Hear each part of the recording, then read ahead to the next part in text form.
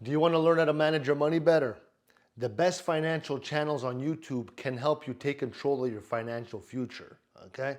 You're already on YouTube.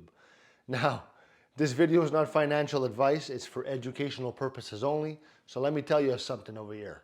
Managing money, it can feel confusing, but luckily YouTube is full of amazing finance channels that, make learning about money fun and easy. So let's take a look at the best ones, okay? So personal finance tips, okay? Those channels like the Finance Diet and Stephan, okay? Check out those two. They offer great advice for beginners, okay? They teach you how to budget, save, invest, all in simple terms, okay?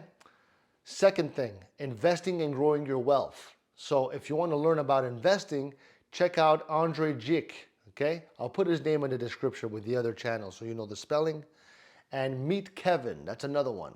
So they talk about stocks, real estate, how to make money grow. You're gonna get tips on how to make smart investment choices, even if you don't have a lot. It grows. Let the market work for you.